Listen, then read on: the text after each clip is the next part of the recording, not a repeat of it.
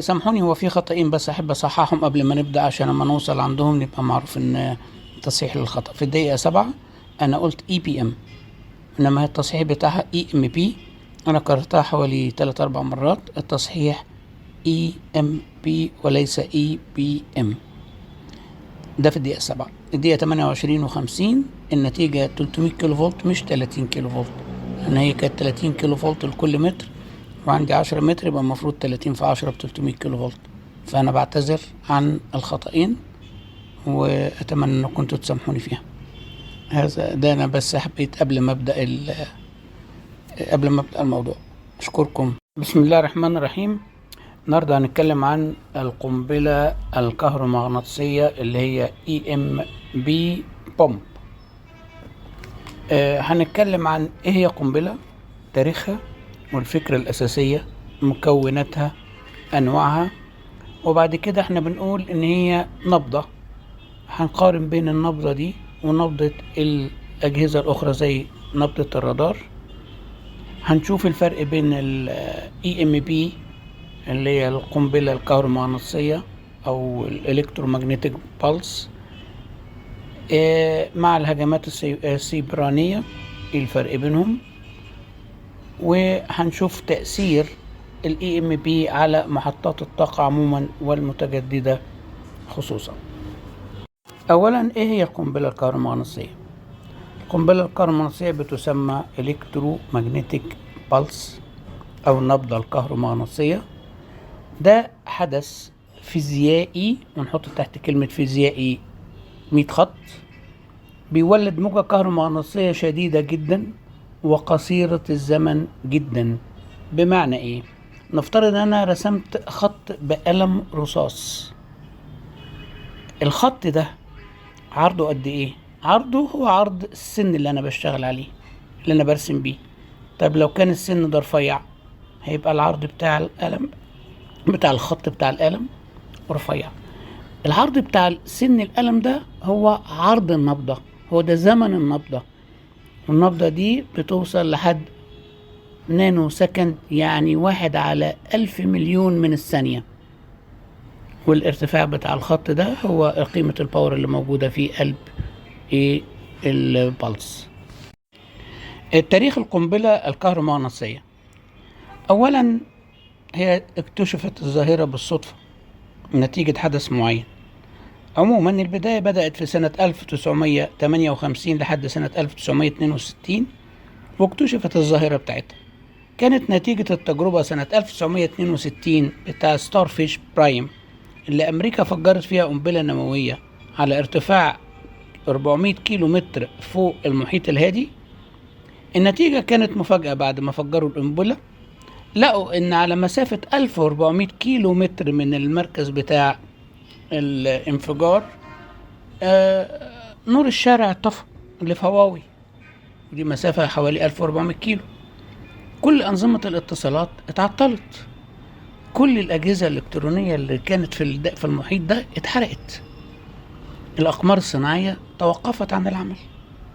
فأصبحت ظاهرة بالنسبة لهم جديدة. هنا اكتشف العلماء ان المشكلة مش مشكلة انفجار، بل هو المجال الكهرومغناطيسي الناتج من هذا الانفجار. وعشان كده احنا بنقول ان الفكرة الأساسية بتاعت الإلكترومagnetic بولس بنقول انها مش تفجير حراري، ده تفجير في المجال الكهربائي نفسه. يبقى ده تفجير ليس تفجير حراريا، ولكن تفجير في المجال الكهربائي. طيب جينا بقى في السبعينات.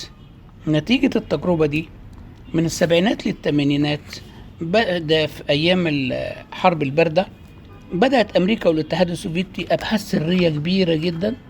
الأبحاث دي كانت الغرض منها حماية الصواريخ النووية من ال EMB، وتصميم إلكترونيات عسكرية مقاومة عشان تقاوم ال EMB، وطوروا وسائل تعطيل إلكتروني غير نووي. يعني بدأوا يستخدموا نتائج اللي حصلت في التجربة بسنة 1962 يستخدموا النتائج بتاعتها ان هم يعملوا مضاد للنتائج دي علشان ما تأثرش على الأجهزة العسكرية بتاعتهم وخاصة الصواريخ النووية.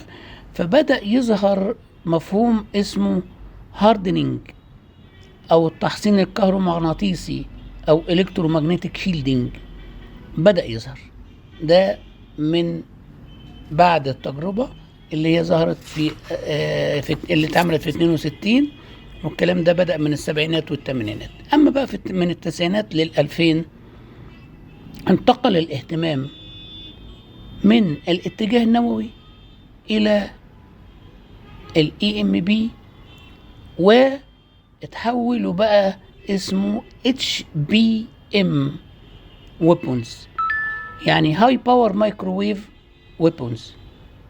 H High P Power M Microwave Weapons. يبقى دلوقتي بيدوروا على الأسلحة بتاعة الميكروويف اللي ليها باور عالية جدا، وأسلحة دي بتبقى اسمها أسلحة للتعطيل الإلكتروني الموضعي. هي أسلحة الموجات الميكرووية عالية القدرة. المقصود بها إيه؟ المقصود بها أنظمة، الأنظمة دي بتولد موجات ميكروويفية بطاقة عالية جدا لفترة زمنية قصيرة قوي، بهدف إيه؟ تعطيل الإلكترونيات وإرباك الأنظمة للاتصالات، التأثير وإيقاف الطائرات المسيرة، والتأثير على أجهزة وأنظمة الرادار بمختلف أنواعها. يبقى هو ده السلاح بتاع ال HBM، وده الهدف بتاعه. ودي بتصنف ضمن أسلحة الطاقة الموجهة اللي هو Directed Energy Weapons. طيب ايه الفرق بقى بين ال HBM وال EBM؟ قلنا ال HBM اللي هي High Power Microwave Weapon، وال EBM اللي هي اللي هي Electromagnetic Pulse. ايه الفرق بينهم؟ نشوف ان ال EBM النطاق بتاعه واسع جدا، ويمكن يكون اقليميا، يعني بيأثر على مناطق كبيرة جدا، ده اللي هو ال EBM. اما ال High PM اللي هو High Power Microwave Weapons ده موضعي وموجه، يعني ده بيوجه في منطقة معينة لتنفيذ المهام بتاعته. انما ال EMB ديت بتنتشر وبتبقى واسعة وبتاخد مساحات كبيرة. وطبعا زي ما احنا قلنا ان الهدف بتاعه شل الدفاعات الجوية وتعطيل الاتصالات، وناخد بالنا برضو ايقاف المركبات. ده الكلام ده كان من التسعينات لل2000. 2010 لحد دلوقتي أصبح الخطر الرئيسي على البنية التحتية السلاح ده اللي هو ال HBM أصبح خطر رئيسي على البنية التحتية، لأنه بيأثر على شبكات الكهرباء، بيأثر على الأقمار الصناعية، بيأثر على العربيات الحديثة، السيارات الحديثة، بيأثر على محطات الطاقة المتجددة. وعشان كده ظهرت ليه معايير حماية. طالما ظهر سلاح يظهر المضاد بتاعه، فالمضاد بتاعه طلعت معايير حماية كتيرة زي ميل STD 188 125، وزي الاي اي سي 61000، والهاردنينج، وللمنشآت الحيوية. وكل ده أصبحت معايير حماية، يعني السلاح ظهر والمضادات بتاعت أو نقاط الحماية اللي عشان ما يأثرش عليها بدأت تظهر ويشتغلوا عليها. طب السلاح ده خطير ليه؟ هو ما بيقتلش قتل مباشر، ولكن بيقدر يوقف المستشفيات، ويقدر يوقف مصادر المية، يقدر يوقف مصادر الوقود، يقدر يوقف الاتصالات، يقدر يوقف الكهرباء، يقدر يوقف الاقتصاد. كل ده يعتبر سلاح شلل حضاري. عشان كده القنبلة الكهرومغناطيسية ما هياش قنبلة تدميرية، دي قنبلة إطفاء التكنولوجيا. هي ما هياش حرارية إنما هي إلكترونية بتشتغل على الإلكترونيات. يبقى هي نبضة مجال كهربائي قدرتها عالية جدا، بتخلي كل نظام كهربائي على الأرض بيتصرف كأنه تعرض لصعقة في نفس اللحظة.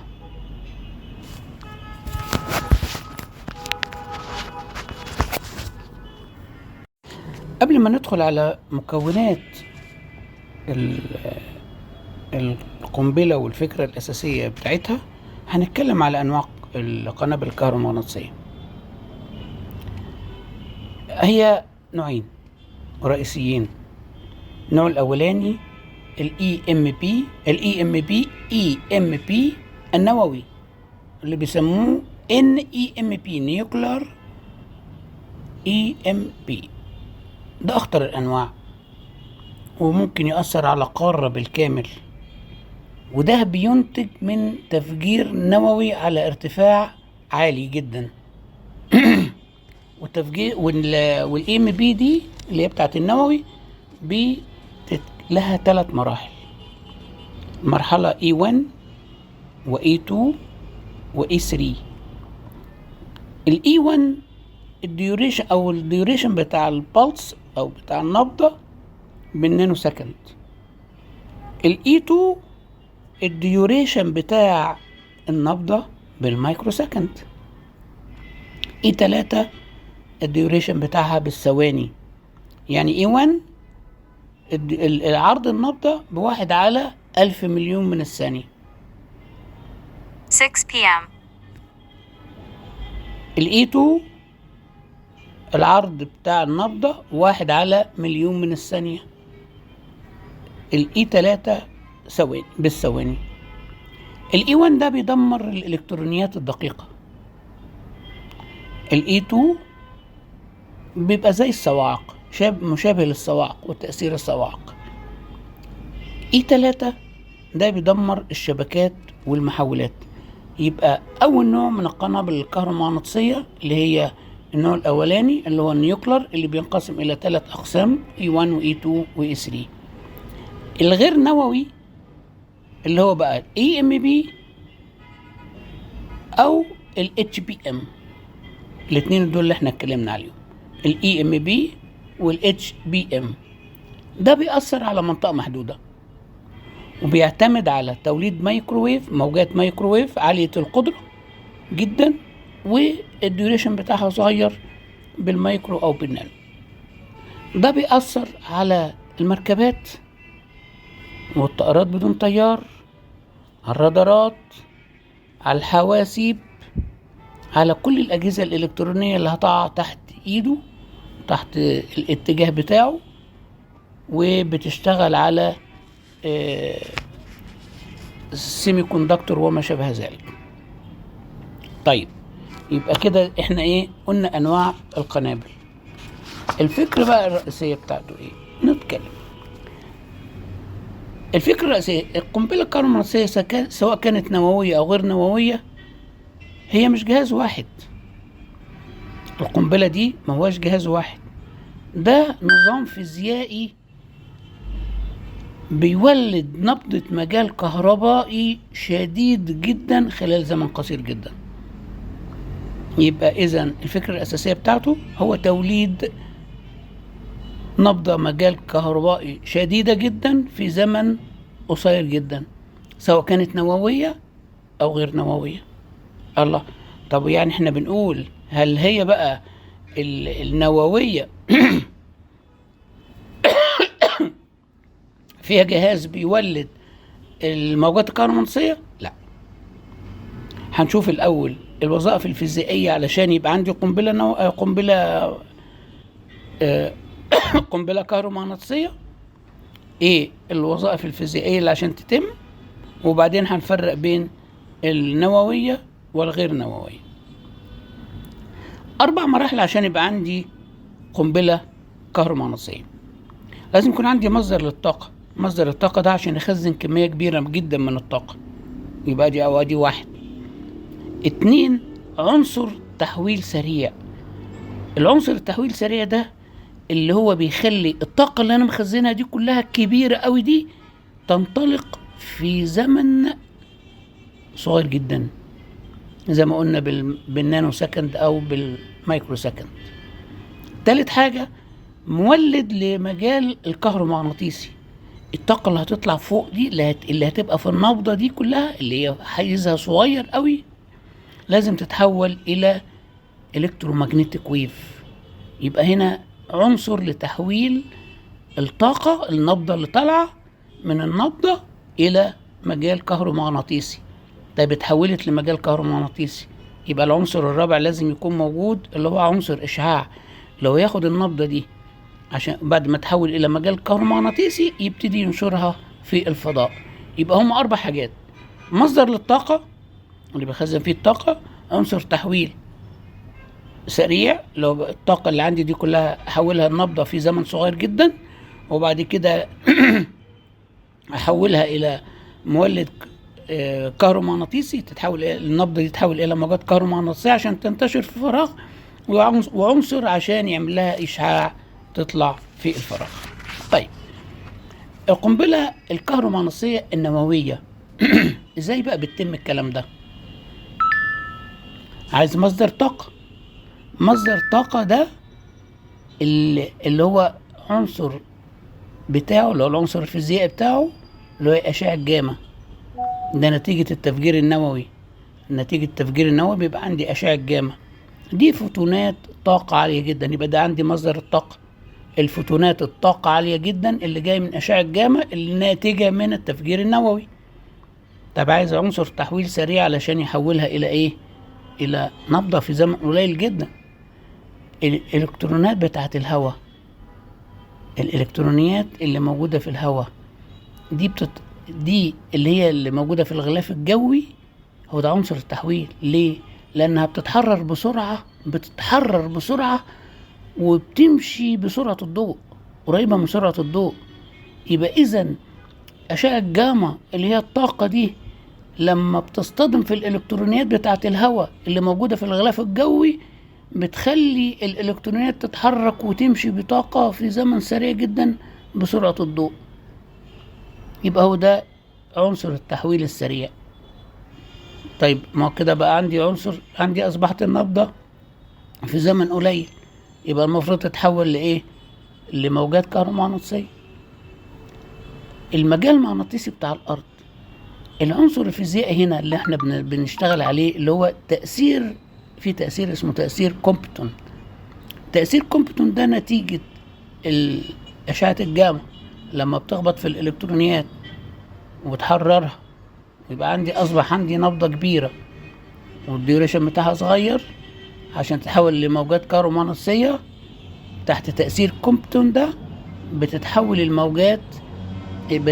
إلى موجات كهرومغناطيسية. لأن الكومبتون ده عبارة عن إيه؟ الفوتونات اللي طالعة بسرعة عالية جدا بتفقد جزء من الطاقة بتاعتها وبتخبط في الإلكترونيات الحرة أو الإلكترونيات الضعيفة الترابط، وبتبتدي تديها طاقة، جزء من الطاقة بتاعتها هي بتنطلق بسرعة عالية جدا وبطاقة عالية كبيرة جدا جدا، ولكن نتيجة زاوية الاصطدام بتاعت الفوتونات مع الإلكترونات دي بتبتدي تنحرف الإلكترونيات فجأة، فبتبتدي تديني المسار بتاع المجال الكهرومغناطيسي. ناقص معايا مين؟ ناقص معايا عنصر الإشعاع.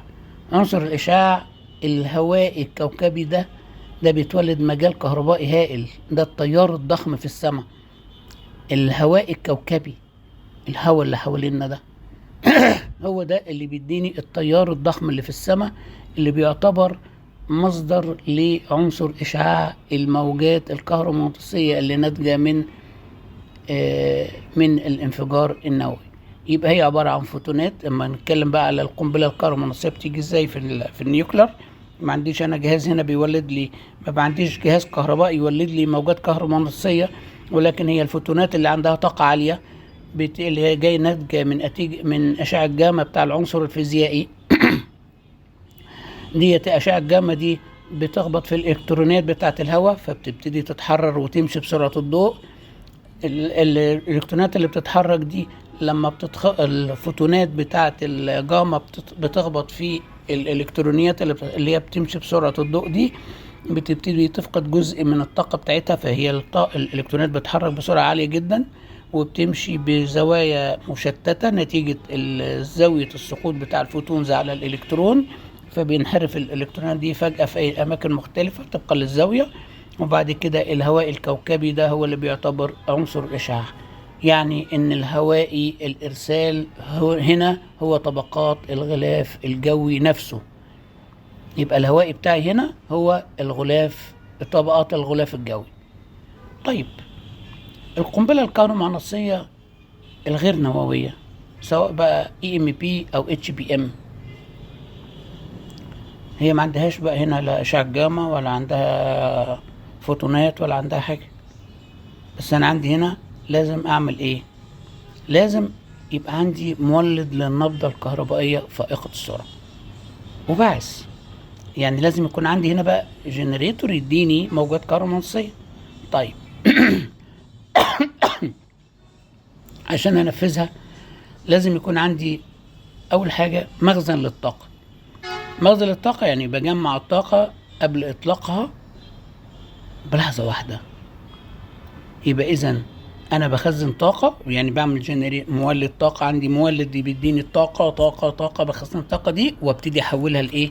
لنبضة. عشان تتحول لنبضة يبقى لازم عندي سويتش الترا فاست سويتشنج، يعني مفتاح فائق السرعة يحول الطاقة الكبيرة اللي عندي دي كلها تمشي في زمن صغير جدا جدا جدا، اللي هو اللي انا هشتغل عليه في التردد في الطيف اللي انا هشتغل عليه ده. طبعا بتبقى بالمايكرو سكند. ادي يبقى انا كده ايه؟ بحول بولد الطاقة، طاقة كتيرة عندي، اروح محول حاططها على الالترا فاست سويتشنج، ده بيحولها من طاقة الى نبضة قدرتها عالية جدا، والباندوتس او العرض الديوريشن بتاعها صغير قوي، التايم بتاعها صغير قوي. وبعد كده بحطها بقى على مولد الموجة pulse formating structure، ده اللي هو بيديني النبضة الكهربائية دي الى موجة كهرومغناطيسية. بس بقى مواصفات الموجة الكهرومغناطيسية طبعا هنا زي موجودة في النيوكلر، الحافة الصاعدة اللي هو بتبقى حادة جدا، يعني تطلع الرايزنج بتاعها عالي جدا وسريع جدا، وعرضها صغير بالنانو، وده هتديني طيف عريض. وبعد كده الراديتور اللي هي النبضة دي لما اتحولت لموجات كهرومغناطيسية وهتبتدي تنتشر، يبقى عندي إشعاع النبضة في الهواء، ده اللي بيحول الطاقة إلى إشعاع في الجو، ودي اللي بتأثر أو نتيجة البامب بتاعتي. أما أجي بقى أشوف الفرق بين النووي والغير النووي، مصدر الطاقة النووي تفاعل نووي، الغير نووي طاقة كهربائية مخزنة، عندي جنريتور بيديني الطاقة. مولد النبضة هنا الغلاف الجوي، أنا عندي هنا مولد النبضة جهاز إلكتروني اللي هو الألترا فاست سويتش. طيب الهوائي هنا كوكب الأرض، إنما هنا باعث محدود. الغير نووي باعث محدود لأن أنا ما عنديش كوكب الأرض، أنا ما بشتغلش على الكوكب كله، أنا بشتغل على حتة صغيرة. فهو اللي بيعمل الباعث هو اللي موجود في القنبلة، فده صغير. التأثير بتاع النووي على قارة، ممكن يأثر على قارة بالكامل، إنما الغير نووي محلي حسب الاريا اللي أنا هستخدمها أو المساحة اللي أنا هشتغل عليها. الزمن مراحل متعددة، لأن هو فيه E1 و E2 و E3 ده في النووي، إنما في ال EMB أو ال H ديت بتديني إيه؟ بتديني نبضة واحدة بس. يبقى سواء بقى إن أنا بشتغل على ال E أو على ال H اللي هي ال EMB أو ال HBM، ده بيديني نبضة واحدة، فإذا هي مرة واحدة. يبقى النووي 3 مراحل، إنما عندي هنا إيه؟ مرحلة واحدة أو نبضة واحدة. تعال بقى نقول ليه بيدمر الإلكترونيات، يعني سواء بقى ده أو ده النووي أو غير النووي، ليه بيدمر الإلكترونيات؟ بيدمر الإلكترونيات لأنه هو بيشتغل على الإلكتريك فيلد، والنظرية بتقول إن الإلكتريك فيلد اللي هو الإي التأثير بتاعه عشان يطلع induced voltage في المكون في الكومبوننت بتاعي، بيبقى عشان يطلع induced voltage بعمل differentiation للإي مع التي، يعني بقول دلتا إي على دلتا تي في ال ديت اللي هو طول الجزء أو الجزء اللي أنا بشتغل عليه في الطول بتاعه. يعني أفترض إن أنا بشتغل على كابل أو تأثيرها على كابل، فبقول إنها التايم اللي هو الديوريشن بتاع التأثير على الكابل، ودلتا اي على دلتا تي بالنسبة للتايم اللي انا بتعرض البلس في ال اللي هو طول الكابل مثلا، هيديني الانديوز فولتج اللي موجود على الكابل. هناخد مثال عليه عشان نعرفها. ده القانون الصحيح. انما العملي بنقول ان هو طول الكابل في البيك باور اللي طالعه، ما بيحطش هنا فيها الديوريشن، بتديني الانديوزد فولتج، لكن هي الصح بتاعها ان هي التاو في دلتا اي على دلتا تي في ال بيديني الانديوزد فولتج. طيب هناخد مثال كده. لو انا عندي كابل، لان هي بتأثر على الكابلات، اي نوع من انواع البامبس دي بتأثر على كل الأجهزة الإلكترونية بما فيها الكابلات. الكابلات هنا في الحالة دي الكابلات بتعتبر انتنا راديتد، وبتحرق كل الكومبوننت وبتدخل على كل الأجهزة اللي هي بتشتغل على 5 فولت و12 فولت وما شابه ذلك، بتدمرها تماما. يعني هناخد في المثال ده، هقول ان انا عندي البيك باور، البيك اي اللي هي الالكتريك فيلد اللي طالعه من البامب، هقول انها 30 كيلو مثلا، 30 كيلو فولت للمتر، لكل متر ب 30 كيلو فولت. طيب الرايس تايم اللي هو الديوريشن بقى، الرايس تايم اللي احنا ساعه ما قلنا ايه، ان النبضه بتطلع تسارعي وتروح نازله مره واحده. التسارعي ده سريع جدا، وهي نازله بتنزل ببطء. هنتكلم برضو عنها بعد شويه. زمن الصعود بتاعها كان 2 نانو سكند، يعني 2 في 10 أس ناقص 9 من الثانية، وكان طول الكابل 10 متر. شوف هنحسب هنا حسابين.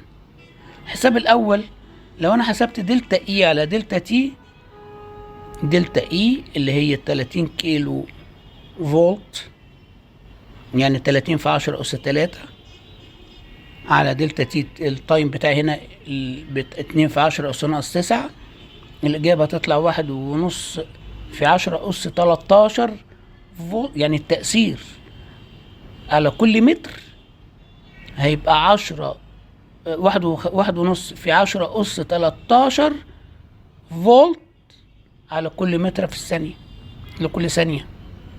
يعني في الثانية الواحدة بيأثر عليه بقد كده، اللي هو 1.5 في 10 أس 13 فولت. أي كابل هيتحمل كمية الفولت دي. طيب الانديوزد فولت بقى بالقانون اللي احنا بنقول ان هو بيساوي اي بيك في ال افكتيف. لو انا عندي الطول بقى بتاعي 10 متر والبيك بتاعتي 30 كيلو فولت على المتر، فبالتالي هيبقى التأثير بتاعنا هنا اللي هو 10 في 30 كيلو، يعني هيبقى 30,000 فولت. برضو 30,000 فولت يعني 30 كيلو على 10 متر. صعبة انها حتى لكبيك عاديا بدون ما بحسب بقى دلتا اي على دلتا تي هتبقى كبيرة جدا.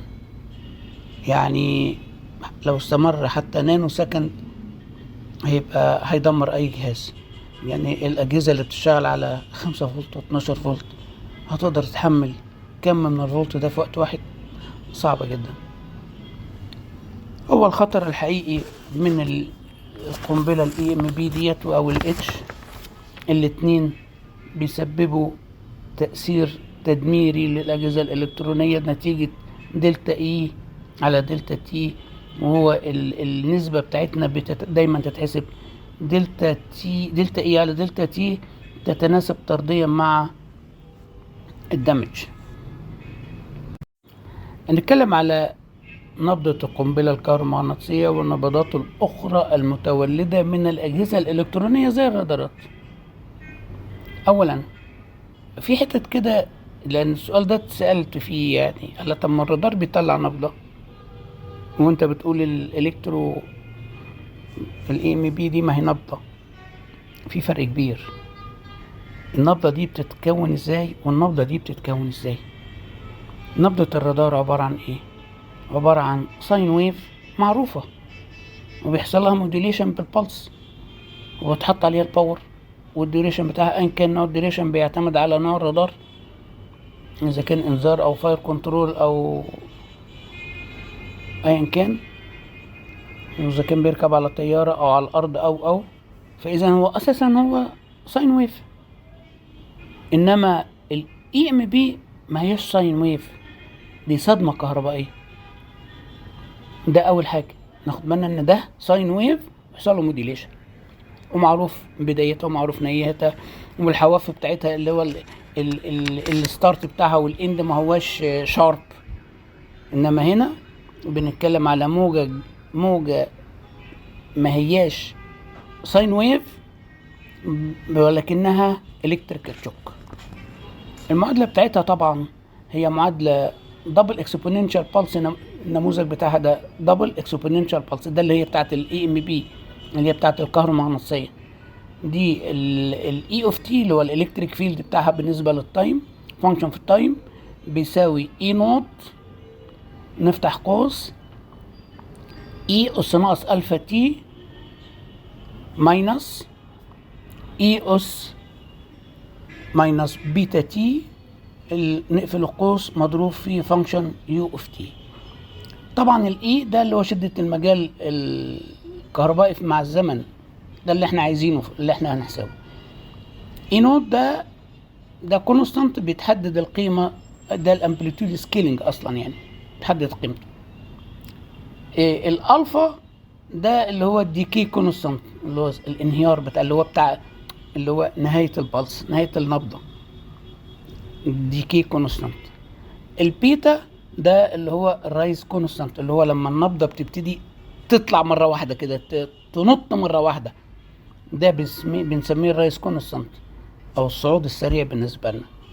يو اوف تي دي الهيفيزايد ستيب فانكشن ديت، دي فانكشن بتتحط علشان نضمن ان البلس اللي طالعه دي ما تطلعش الا عند الزيرو تايم، يعني ما تبقاش ظاهره قبل الوقت اللي احنا هنشتغل فيه. يعني لما اجي اعمل ترانسميت للبلس يبقى هو ده في الوقت بتاعها عند الزيرو، ما تبقاش موجوده قبل، يعني بالظبط قبل التايم لما يكون زيرو الفانكشنز بتبقى زيرو، انما عند لما يكون التايم زيرو بيساوي زيرو او اكبر من زيرو بيبقى الفانكشن قيمتها واحد. طيب المعادلة التانية بقى بنقول اي ام بي، هل هنا ظهر بقى ان هي ساين اوميجا تي؟ لا، يبقى اذا ما هياش ساينوسويدال فانكشن، ما هي زي الرادار، انما هي هنا اي اس ماينس بيتا دي او اي اس ماينس الفا تي ماينس اي اس بيتا تي. الصعود اللحظي وعنيف جدا، ده هو ده سر تدمير الالكترونيات. ده بيظهر ايه؟ بيظهر في ان بيتا ده سريع جدا في الصعود ولكن الزمن بتاعه صغير، فهو بداية النبضة اللي هو الرايزنج تايم بتاعها بيبقى سريع جدا والديكي بطيء جدا، فده بيؤدي الى انها تبقى عاملة زي كده الصاعقة الكهربائية، وكأنها بس الصاعقة الكهربائية بتخلص بسرعة، لا دي صاعقة كهربائية ولكن بتبقى بتنزل ببطء، بيبقى كأنها ماشية بديل، ماشية بطيء قوي، فده اللي بيديها التأثير السيء على الأجهزة الإلكترونية. احنا كده بنتكلم فيزيائيا. لما بتكلم على التفريغ اللي هو شحن فجائي في الفضاء اللي هو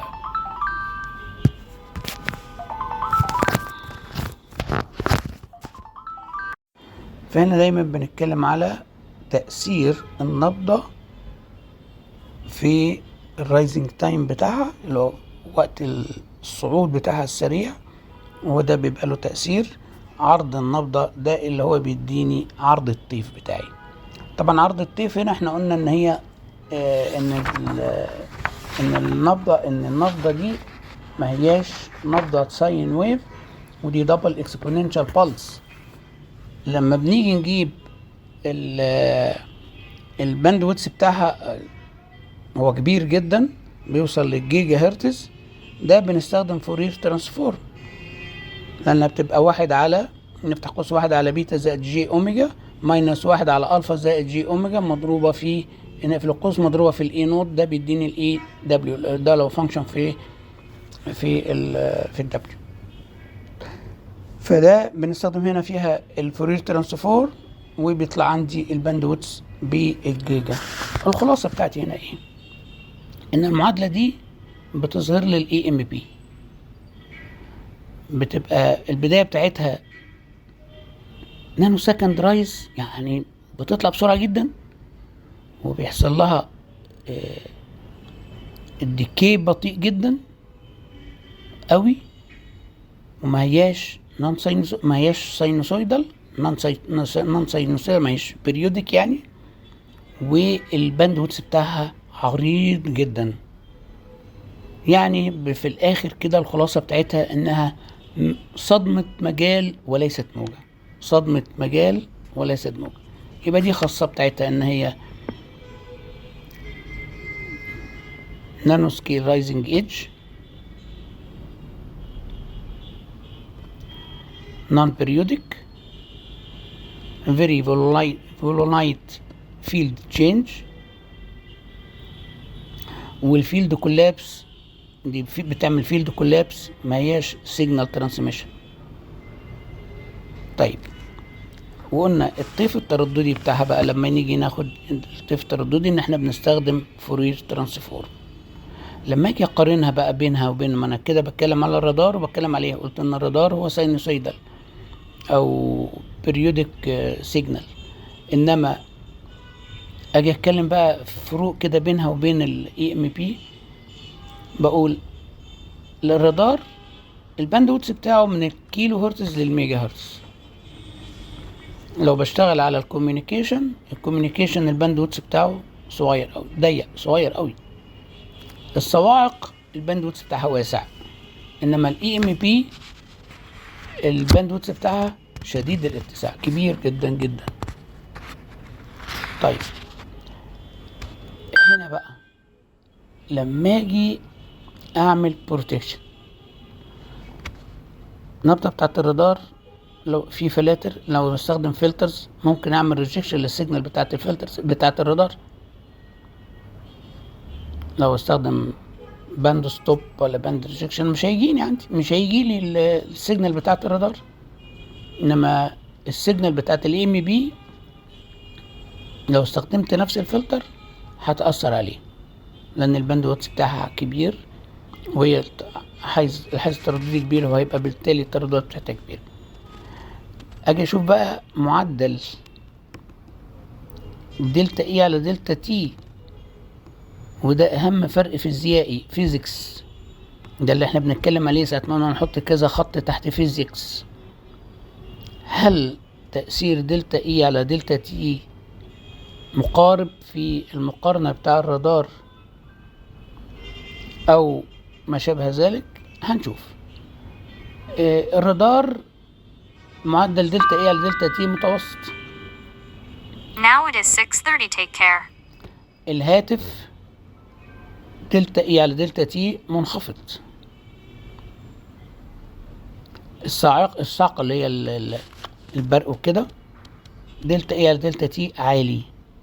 انما الاي ام بي التغير الالكتريك فيه بالنسبة للتايم هائل جدا جدا جدا جدا، كبير جدا جدا جدا جدا. طيب، امال ايه بقى، امال ازاي بقى الرادار بيشتغل والاي ام بي بيشتغل؟ الرادار بيبعت اشارة بتجيب المعلومات وبتدخل على ترجع على المستقبل. المستقبل بيعمل فلتر، يدخل الإشارة بتاعت اللي هو بعتها بس بتاعت الرادار، مواصفات النبضة اللي طلعت. هو بيستقبل نفس المواصفات بتاعت النبضة اللي جاية هي، بس النبضة اللي جاية بتديله المعلومات أيا كانت بقى، بتدي سرعة، بتدي اتجاه، بتدي ارتفاع، بتدي مسافة، أيا كان. فهي بتجيب معلومات طبقا لأنه بيعمل لها باند باس فلتر، بيعديها بس من الفلتر بتاعها. إنما عند ال EMP ده ملوش دعوة بالفلترز، وبيدخل على أي أجهزة إلكترونية بيبتدي يعمل لها إيه؟ بيعمل لها دمج. يعني لو قدامه الكابل ده بيصبح كأنه ترانسميتر نتيجة الجهد العالي اللي بيعمله. اللوحة الكهربائية بتتحرق، الأجهزة الإلكترونية كله بيتشال، كله بيتحرق، لأنه مهما كان بيشتغل على 5 فولت 12 فولت 22 كل ده بيتأثر. طيب لما اجي اقارن بقى بين خاصية النبضة بتاع الخلاصة بين ال EMP كنبضة والرادار كنبضة، اول حاجة هقول لو طبيعة الاشارة للسيجنال اللي بيشتغل عليها، الرادار ساين ويف، ال EMP ما هيش ساين ويف. السبيكترم بتاع الرادار ضيق صغير، او الباندويتس بتاعه صغير. الباندويتس بتاع الEMP عريض جدا. الهدف من استخدام الرادار نقل معلومات، الهدف من الEMP صدمة كهرومغناطيسية. النبض بالنسبة للاستقبال الرادار يتم استقبال النبضة بتاعته عبر هوائي خاص وفلترز خاص بتعدي نبضة الرادار. انما الEMP بيعدي على كله، اي موصل قدامه بيدخل عليه. النتيجة نبضة الرادار بتدخل يا اما تدخل بالمعلومات، او لو نبضة غير مرغوب فيها مع نبضة الرادار فبتبقى تسمى جامنج او تشويش. انما النتيجة من الEMP بتسبب تلف، تدمير. طيب لو استخدمنا الفلترز مع نبضات الرادار مفيدة. يعني لو في نبضتين نبضة داخلة مع نبضة الرادار، يعني 2 داخلين مع بعض على نفس التردد، ممكن يبقى الفلترز يظبط نبضة الرادار ويخليها هي بس اللي تدخل ويعمل الباقي ريجكشن على اساس انه نويز. انما الفلترز مع الEMP غير فعال، غالبا غير فعال، لانه في حتت معينة بيستخدم فيها الفلترز وتبقى فعال. التايم بتاع النبضة، تايم دوريشن بتاع النبضة بيبقى بالمايكرو او بالملي سكند بالنسبة للرادار، مايكرو سكند ملي سكند على حسب نوع الرادار والباور اللي انا عايز ابعتها والمسافة والكلام من ده. انما بالنسبة للEMP بتبقى بالنانو او بالمايكرو سكند، بالنانو او بالمايكرو سكند. طيب نتكلم بقى عن الفرق بين الEMP والهجمات السيبرانية. اولا الاتنين احيانا بياخدوا نفس الجملة بس هم مختلفين تماما. يقول ايه؟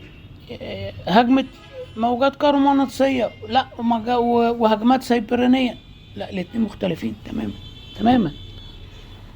الEMP قلنا بيهاجم الفيزياء، يعني بيهاجم المكونات الرئيسية بتاعت الكومبوننت. دي ظاهرة فيزيائية بتأثر على المادة نفسها، بيولد مجال كهربائي شديد جدا، وبتتحول الأسلاك لهوائيات، وبتدخل فولتية داخل الشريحة سريعة جدا، وبيحدث دمج للهارد ويف. الكمبيوتر هنا لا يخطئ، لو بعمله على كمبيوتر، الكمبيوتر ما بيخطئش انما بيتحرق.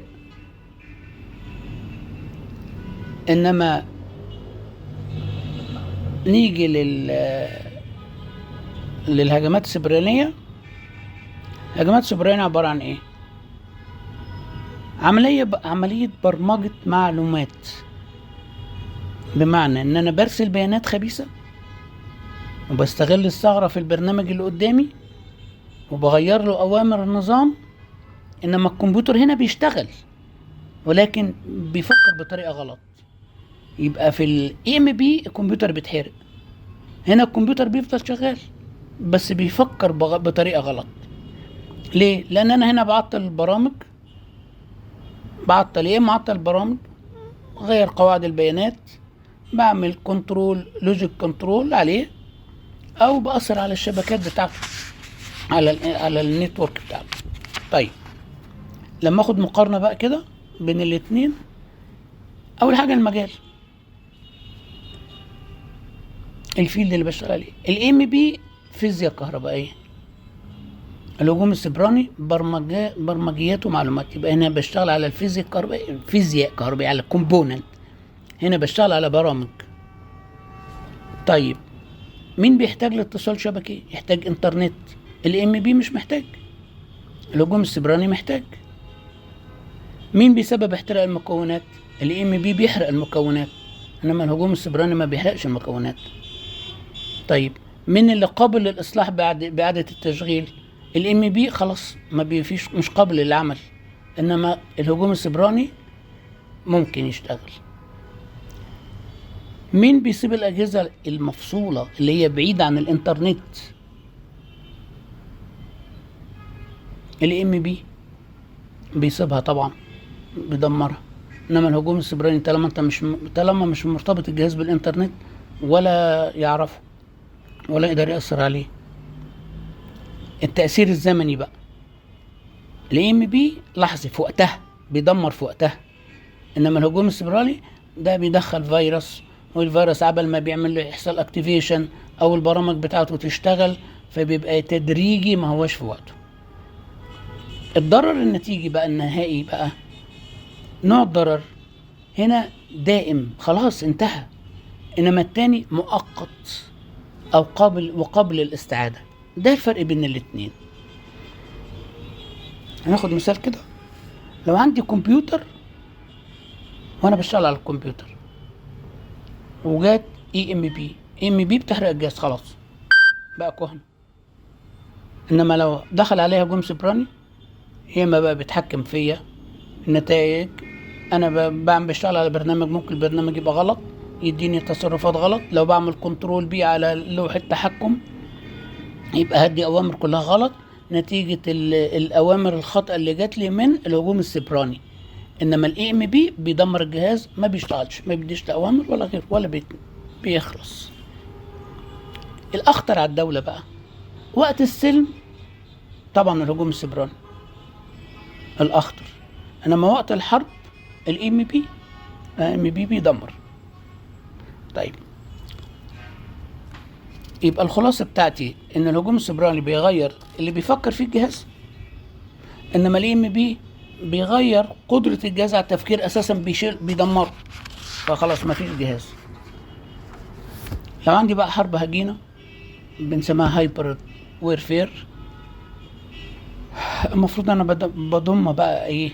الحرب الالكترونية مع الاي ام بي مع السايبر، والتلاتة دول لو استخدموا مع بعض في وقت واحد بيحصل شلل تام للمنطقة اللي بيتم الهجوم عليها، وده بيقدر يتحكم في القرار. مفيش قرار في الجزء اللي بيتم عليه الهجوم ده، ايقاف الاتصالات بالكامل، الطاقة بتقف، لوجستيات كاملة بتقف، فاذا الدولة دي بيحصل لها شلل تام. طبعا بقى هنقول طريقة الهجوم السبراني. معروف انه بحط برمجيات داخل الشبكة ودراسة مراكز التحكم، ده لو انا هشتغل بفترة طويلة، ومعرفة نقاط الضعف وتجهيز المفاتيح علشان ابتدي اهاجم عليه. ده قبل المعركة. اثناء المعركة بدخل عليه بالاي ام بي او الاتش بي ام، ده بيحصل سقوط كامل للأنظمة الحماية، ولما اجي اعمل اعادة تشغيل مفيش فقدان القياس كله بيتدمر. فبالتالي لما بستخدم الاتنين دول مع بعض مع الحرب الإلكترونية اللي بتأثر على جميع الاتصالات اللاسلكية أو غير اللاسلكية وأجهزة الرادار أحيانا، بتبتدي يتم إرباك تام للمنطقة اللي أنا بعمل عليها هجوم. النتيجة بتاعت الهجوم لو كل واحد لوحده، الام بي بيعمل انقطاع مؤقت ويمكن الإصلاح. أيوه، لأنه بيبوظ كابلات، بيبوظ كذا كذا، بيخلص. إنما السايبر أو الهجوم السيبراني ده أقدر أعمل استعادة للنظام من النسخة الاحتياطية. إنما لو الاتنين مع بعض ده بيسبب لي انهيار متسلسل طويل، لأن السايبر السيبراني بيدخل في الأول وبيعمل برجلة جامدة جدا في أنظمة التحكم. الام بي لما بيدخل بيبتدي يدمر أجهزة وبيعطل أجهزة كتيرة جدا. نتيجة وجود الهجوم السيبراني قبل وتدمير بعض الأجهزة الإلكترونية في وقت المعركة اللي بيتصلح منها في وجود الهجوم السيبراني السابق، بتبقى المعلومات خاطئة، فاللي بياخد القرار بياخده خطأ، لأنه ما بيبقاش عارف إن أصلا في هجوم سيبراني ولا لأ، إن هو بيحاول يخلص من الهجوم بتاع الإي إم بي.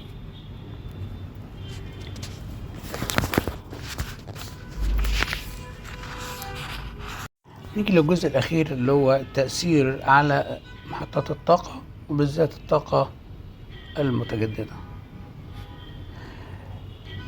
الأول ناخد كده فرق بين الشبكة المتجددة والشبكة التقليدية، أو الطاقة المتجددة والطاقة التقليدية. عندي المولد ده مولد متزامن ضخم. أنا عندي هنا المولد بتاعي انفرتر، ده إلكتروني. الانرشيا بتاعتي هنا عالية، او القصور الذاتي هنا في الشبكة التقليدية عالي جدا، لأن عشان مولدات. هنا مفيش الكنترول، يا لوكال في الشبكة التقليدية لوكال، انما في الشبكة المتجددة في الطاقة المتجددة ديجيتال او كوميونيكيشن، يعني بيعتمد على الكوميونيكيشن او ديجيتال. الاعتماد على الاتصالات الشبكة التقليدية محدود، الطاقة المتجددة أساسي. الحساسية للنبضات للبلسز منخفضة في الشبكة التقليدية، في الشبكة المتجددة مرتفعة، لأن كلها بتشتغل على حاجات رقمية. بالنسبة للإي إم بي الشبكة القديمة دي آلة تقيلة، أما الشبكة الحديثة يعتبر بالنسبة له كمبيوتر ضخم. عشان كده لما بقول أنا بستخدم الاي ام بي فيها كم من الالكترونيات كبيرة، فبتبتدي تأثر على الأجزاء اللي هي بتاعت الموسفيت، الجيت درايفرز، الدي اس بي كنترولر. كل ده بيتأثر لأن كلهم بيشتغلوا على سيمي كوندكتور وبيشتغلوا على 5 فولت و15 فولت. الام بي بيولد آلاف الفولت، فبيدخل على المسارات دي بيخلصها. ادي واحد. اتنين، في كابلات طويلة تعتبر هوائيات مثالية، لأن محطات الطاقة الشمسية والرياح فيها كابلات عشان بتربط بين الألواح بينها وبين بعضها، بتبقى مساحة كبيرة وكلها كابلات، ربط الألواح بينها وبين بعض كلها كابلات دي سي ممتدة، أو أبراج مرتفعة في الهوائيات في طاقة الرياح. كل دي بتعتبر هوائي استقبال للنبضة. بس البخارية أو المحطات التقليدية كابلاتها قصيرة وداخل مبنى معدني، فبتبقى أكثر حماية. عشان كده الطاقة المتجددة أكثر عرضة للإم بي بسبب الأسباب اللي هي الكابلات اللي بتربط الألواح المعدنية بينها وبين بعض وما شابه ذلك. سرعة الاستجابة، الانفرتور طبعا بيشتغل على سيمي كوندكتور وبيتفاعل مع النبضة بسرعة، فأول حاجة بتتدمر في ثواني.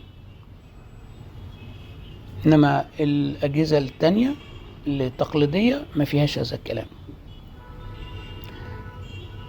بالنسبة بقى للهجمات السيبرانية، الشبكة بتاعت الطاقة المتجددة بتعتمد على نظام اسمه سكادا، وعندي ريموت مونيتورنج، وعندي كلاود ديسباتش، وعندي فوركاست كنترول. كل ده أنظمة إلكترونية خاصة بالسوفت وير، فكلها طبعا مع الهجمات السيبرانية شكرا راحت بالسلام. إنما الشبكات القديمة عبارة عن جريد، فما فيهاش مشاكل، ما فيهاش الكلام ده، فعشان كده ما فيهاش المشاكل اللي بتتأثر بيها زي الطاقة المتجددة. بخطر بقى النقطة اللي هي بتاعت الانيرشيا. المولد التقليدي بيحتوي على طاقة حركة، اي اضطراب مفاجئ بيستمر في الدوران وبيمتص الصدمة بتاعته. اما الطاقة الشمسية وما شابه ذلك لا يوجد مخزون للطاقة الميكانيكية، التردد بينهار فورا، لان هو كل الاجهزة الالكترونية اللي موجودة ومرتبطة بيه كلها حصل لها انهيار، فبالتالي بتنهار. لو حصل بقى هجوم من الاي ام بي والسايبر في وقت واحد على الشبكة التقليدية ممكن تتعطل المحطة، بس الشبكة بتفضل مستقرة وبيقدر يعدلها بسرعة. انما في الطاقة المتجددة مفيش قياسات، والعواكس بتفصل والكابلات بتتحرق والتردد بيهبط، الشبكة بتنهار. الشبكة بتاعت الطاقة المتجددة ايا كان نوعها رياح او شمسية بتنهار تماما. لو نيجي بقى نعمل المقارنة كده بسرعة هنقول لو عندي ام بي على التقليدية بتتحمل الاي ام بي، بتتحملها، انما المتجددة لا، منخفضة. السايبر اللي هو السبراني، اللي هو الهجوم السبراني، التقليدية المحطات اللي ما فيهاش كنترول يعني نقول ان التحمل بتاعها متوسط، انما المتجددة لا، منخفض تماما. يعني الاستقرار الطبيعي الستابيليتي بتاعتها التقليدية ذاتي ممكن، المتجددة برمجي، وطبعا ما دام برمجي بيبقى في عليها تأثير.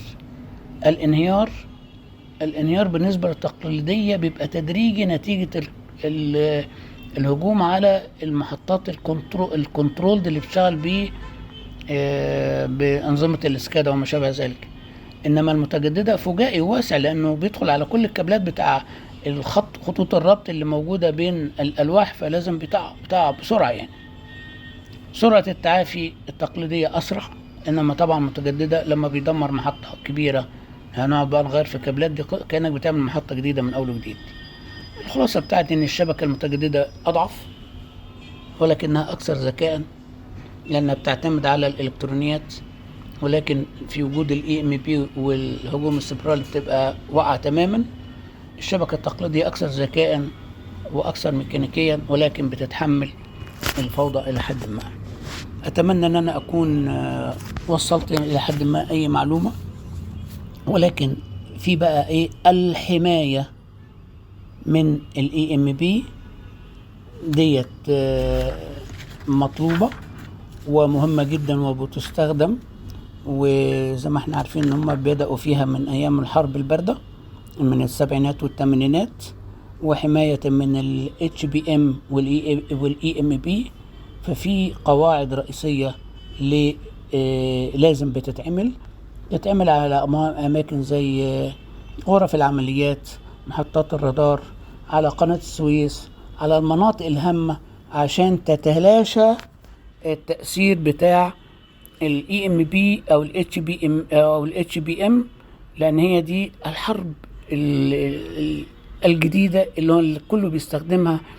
اي حد بيعمل بروتكشن دلوقتي من الحاجات دي، فتأثيرها بيكون بالنسبة لها الى حد ما ضعيف جدا جدا جدا في حماية الاجهزة بتاعته، في حماية مراكز الاتصال، مراكز العمليات، اجهزة الرادار، حتى على الطيارات المسيرة نفس الكلام، على المناطق الحيوية زي ما قلنا قناة السويس، المواني وما شابه ذلك.